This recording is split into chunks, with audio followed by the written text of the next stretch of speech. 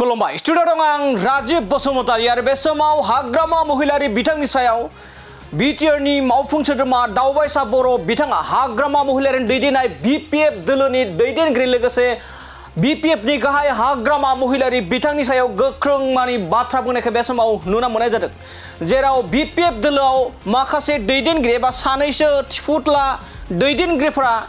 गावखौनो गोबां रोंगौथि दिन्थिनो थाखाय गोबां थिफुथला दिन्थिगासिनो दं होननानै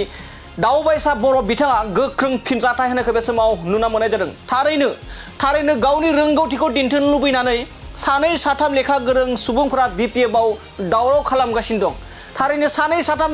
सोरबायदि बिपिएफनि सोरबायदि दैदेनगिरिफोरखौ मख'नानै एबा थांखिनानै बाथ्रा बुंदों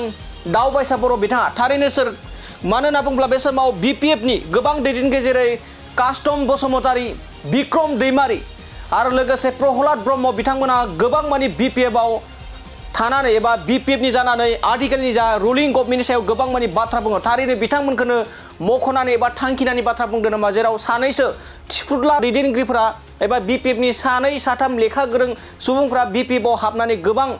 बाथ्रा बुंगासिनो दं होननानै थांखिना बुंदों थारैनो सोरबायदि दैदेनगिरिखौ बुंदों जेराव बिक्रम दैमारी जेराव प्रहलाद ब्रह्म लोगोसे कास्टम बसुमतारी बिथांमोनखौनो मख'दों नामा दावबायसा बर' बिथाङा लोगोसे हाग्रामा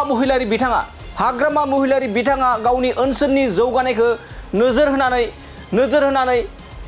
एसेम्ब्लियाव बाहागो लानानै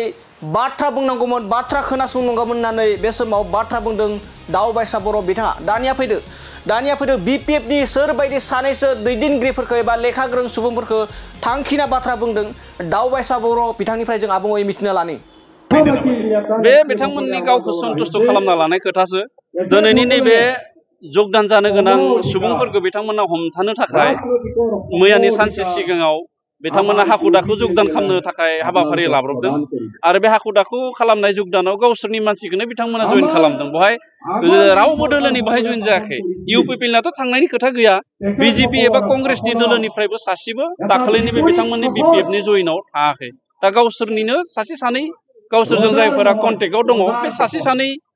दोलोनि दैदेनगिरिखौनो बिथांमोना जगदान खालामनो थाखाय दाखालि बावै हाबाफारिखौ लादों आरो ओरैनो हाग्रामा महिलारि बिथाङा फैगोन होननानै बिथांमोना प्रसार खालामदों होमबासो मानसिफोरा थांगोन होननानै नाथाय बिथाङाथ' फैयाखै आरो दिनै बिपिएफनि जि राजखान्थि बेखौ बोरै जोङो गणतन्त्रखौ मानियो बा सुबुंखान्थिखौ मानियो होननानै जों बोरै बुंनो हानो मानो होनना बुङोब्ला दिनै